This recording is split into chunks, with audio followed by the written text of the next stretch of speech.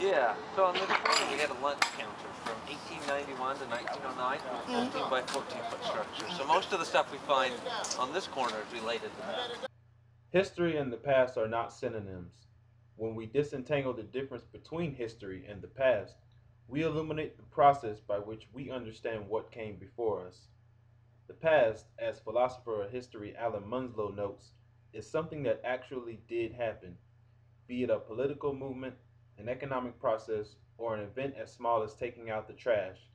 But these happenings do not exist for us today apart from a few surviving bits of evidence, artifacts, documents, memories, oral histories, and the like.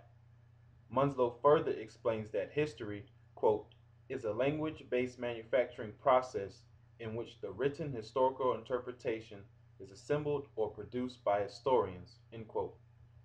In other words, history is an epistemology, a knowledge of the past that can only exist for the reader, the hearer, and the consumer when someone writes, tells, or produces a historical narrative.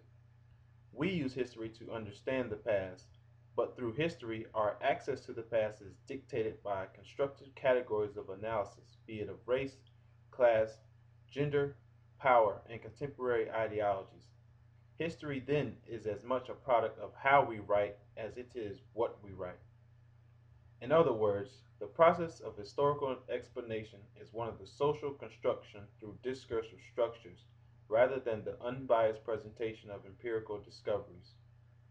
Using the archaeological remains of the Mann-Simons family as a lens through which limitations of historical narratives may be investigated, Dr. Jacob Crockett and I researched and literally uncovered the past. Of African American descent, the Mann-Simons family owned and occupied the corner of Richland and Marion Street in the 19th and 20th centuries. This space included a main house at 1403 Richland Street, a lunchroom at 1401 Richland Street, a grocery at 1407 Richland Street, a small three-room structure at 1407 Richland Street, and a smaller house that was situated directly behind the main house at 1904 Marion Street. Archaeology is the only pure source of information we have about the day-to-day lives of the family, what they ate, bought, made, fixed, how they dressed, the scale of their business pursuits, what they served at the lunch counter, and how this material world changed over time. Archaeology and documents together afford us an opportunity to ask not only how the family's material world changed in the context of local and national societal changes, but also what these changes might have meant for the family and what these changes might tell us about the world today. The history of the Mann-Simons site has changed over the past 30 years of public interpretation.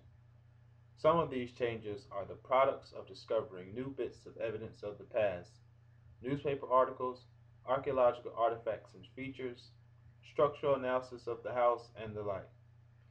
These significant discoveries work collectively to highlight the past and in doing so reveal an enlightening presence in downtown Columbia, South Carolina's history.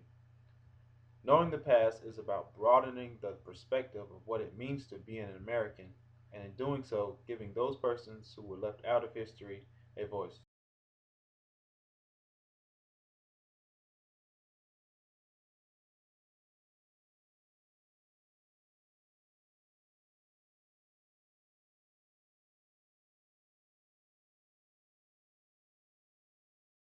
Every day gonna be on PBS. It's going to be on National Geographic.